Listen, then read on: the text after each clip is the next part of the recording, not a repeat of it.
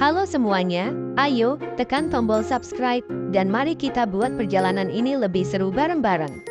Eits, jangan lupa like dan komen juga ya, dengan masukan dari kalian pemirsa terkasih, semoga channel ini lebih berkembang.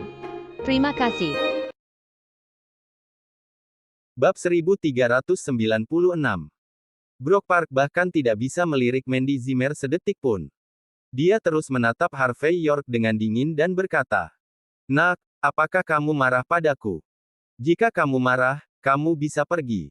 Barku tidak menyambutmu di sini. Aku beritahu padamu. Hanya karena reputasi istrimu, kamu diizinkan duduk di sini bersama kita semua. Jika tidak, kamu bahkan tidak akan pernah bisa bertemu denganku dengan statusmu, apalagi duduk di depanku. Apakah kamu tidak tahu tentang nilai yang kamu miliki? Apakah kamu bahkan layak? Aku tidak tahan dengan orang-orang sepertimu, membual tentang badai ketika kamu tidak memiliki sedikit bakat." Brock sudah mengoceh pada saat ini. Dia sangat ingin menamparkan Harvey. Jika bukan karena Mandy, dia pasti sudah membiarkan orang lain melakukannya untuknya.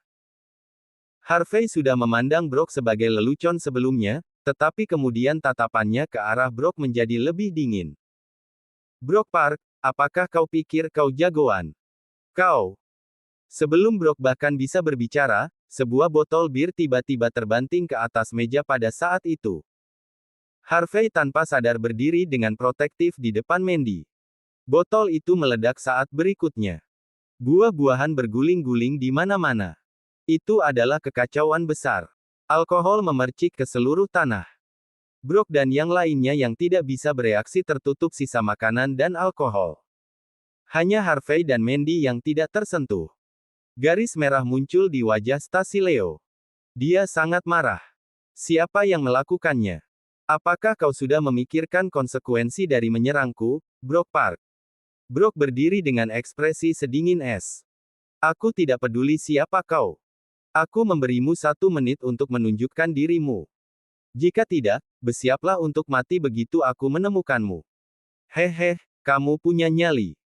Tidak heran kau berani menggertak orang-orang di sini." Sebuah suara bergema di depan mereka. Sekelompok pria dan wanita nakal berjalan ke depan. Ada beberapa teman wanita di samping mereka. Ada seorang pria muda dengan rambut panjang memimpin kelompok itu. Senyum tipis terlihat di wajahnya. Dia tampak sangat feminin, tetapi entah bagaimana semua orang tahu bahwa dia bukan orang yang bisa diprovokasi. Sekitar selusin orang tampak seperti pejuang yang berdiri tidak terlalu jauh di belakang, membuat pria terkemuka ini memancarkan aura. Brock yang kuat dan garang melompat. Dia sudah setengah sadar ketika dia membeku. Ketika pengikut Brock, Curtis Park, melirik orang-orang itu, ekspresinya sedikit berubah. Ketika dia pergi ke bar, dia menggoda dengan apa yang tampak seperti seorang wanita yang sendirian. Wanita itu berada di antara kerumunan saat itu. Konflik terbesar di bar biasanya karena perempuan. Pernyataan itu segera dikonfirmasi di sini. "Siapa kalian?" Meskipun ekspresi Brock muram, dia masih berseru keras, mengingatkan dirinya sendiri bahwa dia adalah warga Country J. "Apakah kau bahkan tahu siapa kami? Beraninya kau menghancurkan botol di depan kami. Jika kau tidak memberi kami pernyataan yang adil hari ini, aku tidak akan membiarkan satu pun dari kalian lolos. Apakah kau bermain bodoh?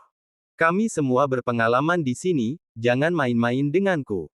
Apakah ada artinya untuk ini?" Pria berambut panjang itu tersenyum tipis dan dengan tenang menjawab. "Karena kau berani melakukannya, kau harus siap bertanggung jawab. Apakah ini dia?" Pria berambut panjang itu berkata sambil menunjuk Curtis. Seorang wanita yang terlihat relatif kecil di samping kemudian menjawab. "Benar, dia yang menggodaku." Bab 1397. Tidak buruk sama sekali. Menggoda wanitaku. Pria berambut panjang itu tersenyum. "Aku sudah lama tidak melihat orang seperti ini." Brock Park dan yang lainnya tanpa sadar mengalihkan pandangan mereka ke arah Curtis Park setelah mendengar kata-kata itu. Apakah pria ini menggoda wanita lain? Apakah dia mencoba membunuh ritme semua orang di sini?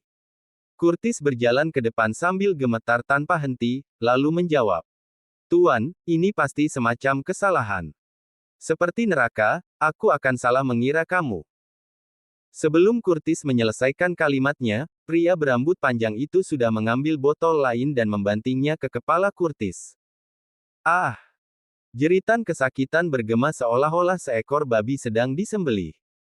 Botol kaca itu pecah, dan Curtis merintih kesakitan di tanah. Kepalanya terbelah, seluruh tubuhnya gemetar hebat. Stasi Leo, Rae Flynn, dan yang lainnya tersentak setelah melihat pemandangan itu. Mereka semua secara tidak sadar bersembunyi di balik Brock dan para pengikutnya. Meskipun mereka memiliki keberanian setelah berpegangan pada seseorang yang kuat, mereka masih sangat ketakutan sampai lutut dan kaki mereka lemas. Mandy Zimmer juga agak takut. Dia tanpa sadar bersembunyi di balik punggung Harvey York. Harvey tersenyum padanya, memberi isyarat padanya bahwa itu baik-baik saja. Pada saat ini, apakah itu Brock dan para pengikutnya atau Stasi dan para wanita, mereka hanya bisa melihat tanpa keberanian untuk campur tangan. Ketika pria berambut panjang itu membanting sekitar 6 botol, sepertinya Curtis akan pingsan. Brock kemudian berjalan ke depan dengan wajah yang kehilangan semua warna dan berkata, Saudaraku, Curtis harus dihukum karena melakukan hal seperti itu. Tapi karena dia sudah membayar harganya, bukankah kita harus berhenti di sini? Secara alami, Brock pandai menunggu peluang yang tepat. Jika dia berbicara sedikit lebih awal, urusan ini tidak akan pernah terpecahkan. Tapi sekarang, setidaknya ada beberapa kesempatan untuk melakukannya. Yang paling penting adalah jika Brock tidak membela Curtis, semua reputasinya akan dibuang. Tamparan. Pria berambut panjang itu tidak mengucapkan sepatah kata pun dan menamparkan wajah Brock. Brock mundur selangkah dan berkata, Kau, tamparan. Dia memberinya tamparan lagi di wajahnya. Brock kemudian berteriak kesakitan. Kau melewati batas. Tamparan. Pria berambut panjang itu sekali lagi menamparkan wajah Brock dan kemudian dengan tenang menjawab. Melewati batas. Apa yang salah dengan itu? Apakah kau berani menantangku? Kamu tidak memiliki suara jika kita sudah selesai dengan masalah ini. Dia juga tidak. Aku memiliki keputusan akhir. Aku bahkan belum mengatakan apa-apa. Kau pikir kau siapa? Di tengah pidatonya, dia mendaratkan beberapa tamparan lagi di wajah Brock. Wajah tampan Brock penuh dengan jejak telapak tangan merah cerah ketika dia mundur beberapa langkah. Dia menutupi wajahnya sambil mendidih karena marah, lalu menundukkan kepalanya dan berkata, Saudaraku, namaku Brock Park. Aku manajer bisnis Star Chaebol di Southlight. Beri aku rasa hormat di sini. Tamparan. Menghormati. Pria berambut panjang itu mengayunkan telapak tangannya sekali lagi. Rasa hormat apa yang dimiliki Star Chaebol? Chamli dipukuli sampai mati. Steve Lee bahkan tidak bisa kentut ketika dia sampai di sini. Apakah kau tahu persis pria macam apa yang telah kau sakiti? Bagaimana mungkin kalian yang memangsa yang lemah dan takut yang kuat bahkan bisa menguasai 3 provinsi utara? Di depan Bakwood, di depanku, Avel Naiswell. Sepotong rasa hormat apa yang kau miliki? Wajah Avel sedingin es ketika dia membocorkan senyum tipis. Brock menutupi wajahnya sambil menunjukkan ekspresi mengerikan saat dia gemetar hebat. Kau Avel Naiswell dari keluarga Naiswell. Bab 1398. Keluarga Naiswell. Satu-satunya keluarga kelas 1 yang masih hidup tersisa di Bakwood. Mereka bahkan memiliki kekuatan untuk menjadi keluarga berperingkat teratas. Tapi di mata keluarga Yates Amerika, keluarga itu hanyalah seseorang yang bisa mereka ganggu kapanpun mereka mau. Tapi untuk kerabat agunan seperti Stasi Leo dan Rae Flynn, keluarga Naiswell adalah keluarga yang terlalu tinggi untuk mereka raih. Dan setelah mendengar bahwa pria berambut panjang adalah penguasa keluarga Naiswell, Avel Naiswell, orang-orang itu gemetar tanpa henti. Tidak ada yang mengira mereka akan menabrak seseorang yang jauh lebih kuat dari mereka. Dikatakan bahwa keluarga Naiswell bekerja sama dengan Prince York sendiri. Menyinggung keluarga Naiswell berarti menyinggung Sky Corporation. Dengan satu kesalahan langkah, mereka mungkin kehilangan nyawa mereka saat itu juga. Wajah semua orang tampak sangat mengerikan pada saat ini. Mandy Zimmer sedikit mengernyit tanpa mengucapkan sepatah kata pun. Yang lain takut pada keluarga Nicewell dan Sky Corporation, tetapi dia tidak terlalu terpengaruh. Harvey York, di sisi lain, menatap Avel dengan penuh rasa ingin tahu. Sane Nicewell memberitahu Harvey bahwa tidak ada pria yang akan menjadi penerus keluarga berikutnya. Itulah sebabnya Rosalie Nicewell menjadi penerus berikutnya. Melihat tatapan arogan Avel saat itu, Harvey mengerti mengapa Sane tidak membiarkannya menduduki kursi sebagai penerus berikutnya. Brock Park sedikit gemetar saat ini dan bertanya. Kau adalah master legendaris dari keluarga Nicewell yang juga seorang gangster. Aku tidak tahu bahwa kentang goreng kecil dari Country J sepertimu akan mengetahui keberadaanku. Wajah Avel tetap tidak berubah. Sayang sekali kau tahu sedikit terlambat. Kau harus membayar harga karena menyinggung teman-temanku dan aku di sini. Brock gemetar di sepatu botnya, hampir sampai berlutut. Starchaebol kuat, tetapi itu tidak berarti dia sama. Dia masih bisa berpura-pura di depan orang lain tentang posisinya sebagai petinggi, tapi tidak mungkin berpura-pura di depan seseorang seperti Avel. Brock kemudian berbisik pada saat ini. Tuan Nicewell, tolong jadilah orang yang lebih baik dan beri kami kesempatan lagi. Bagaimana kedengarannya? Si bodoh buta, Curtis Park, menyebabkan semua masalah kali ini. Jika kamu mau, kami akan meninggalkannya di sini untukmu lakukan sesukamu. Kami akan langsung pergi. Stacy dan Rae mengangguk serempak bersama yang lain. Mereka akan baik-baik saja dengan apapun selama itu tidak melibatkan mereka. Oh kau sangat tidak dewasa. Apakah kau idiot? Atau apakah kalian orang-orang dari Country J semuanya sama? Avel mengulurkan tangan dan dengan ringan menamparkan wajah Brock dengan ekspresi penuh ejekan. Aku sudah memberitahumu bahwa kau tidak memiliki suara di sini. Aku bersedia. Brock gemetar di sepatu botnya. Tuan Nicewell, bagaimanapun juga, aku adalah salah satu petinggi Starchaebol. Setidaknya memiliki beberapa pertimbangan untukku. Tamparan. Pertimbangan. Tamparan. Untukmu. Tamparan.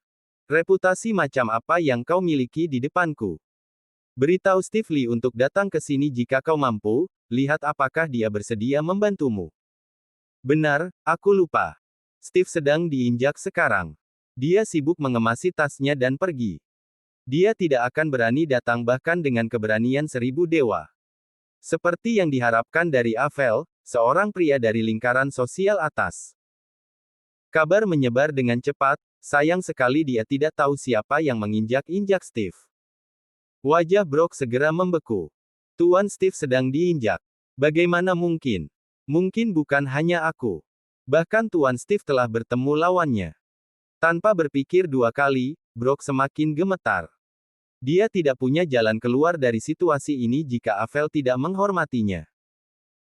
Meskipun Starchaebol memiliki semua uang dan kekuasaan, mereka masih tidak punya cukup waktu untuk mengembangkan kekuatan mereka di pasar Bakwood karena mereka baru saja tiba di sini. Itulah mengapa dia ditakdirkan untuk menerima penghinaan ini di tenggorokan hari itu.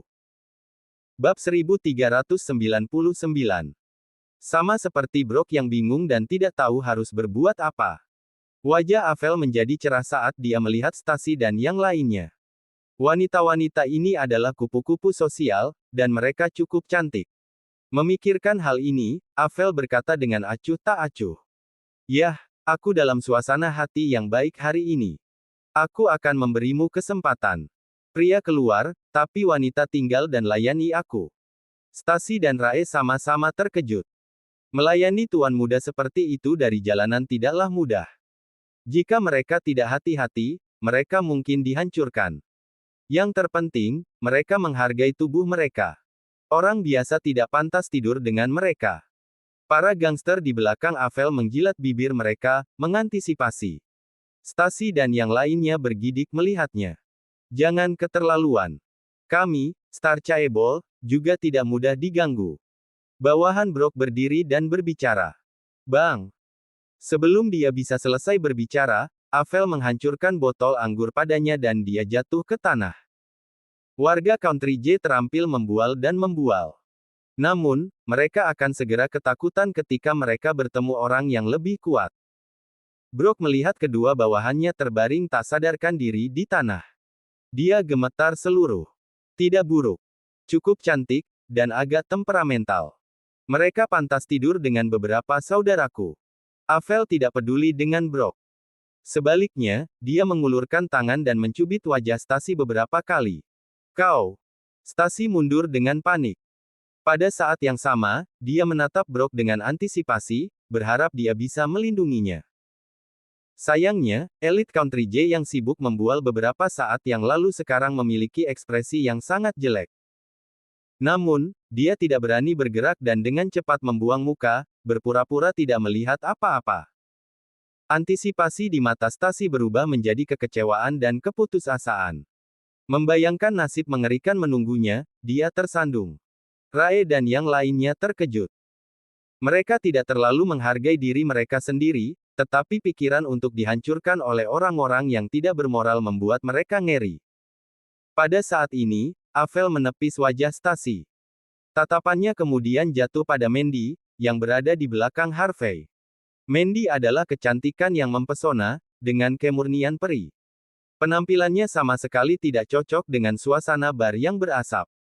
Dengan dia berdiri di sana, Stasi dan pagar betisnya jelas tak tertandingi baik dalam penampilan maupun temperamen. Avel tercengang. Dia menggelengkan kepalanya dan langsung mendekati Mandy sambil tersenyum. Tidak buruk. Aku tidak pernah berharap untuk melihat kecantikan seperti peri sepertimu di tempat ini. Kau akan menemaniku malam ini. Aku berjanji akan mengajarimu seperti apa pria sejati. Saat dia berbicara, dia mengulurkan tangan untuk menyentuh wajah Mandy. Tamparan. Tepat saat dia melakukannya, Harvey, yang berdiri di depan Mandy, menamparkan wajahnya. Demi keluarga Naiswell, aku tidak akan peduli jika kau menyentuh seseorang yang tidak ada hubungannya denganku. Tapi jika kau ingin menyentuh istriku, maka kau hanya memintanya. Harvey meludah dengan dingin dan memelototi Avel, wajahnya dipenuhi amarah. Seluruh kerumunan terkejut.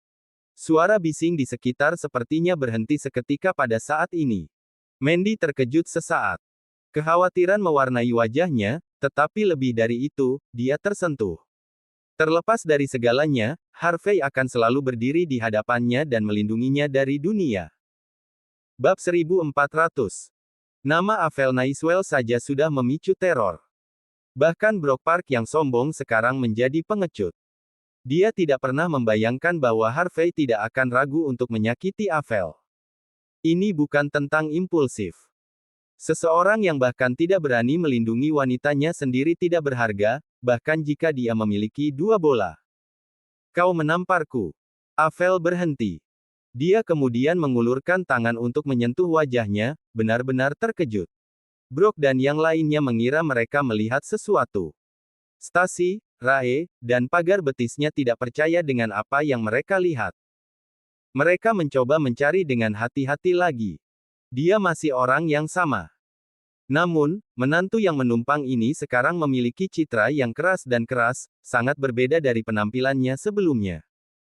Kapan menantu yang menumpang tampak begitu kuat? Kau siapa? Avel menyemburkan seteguk darah.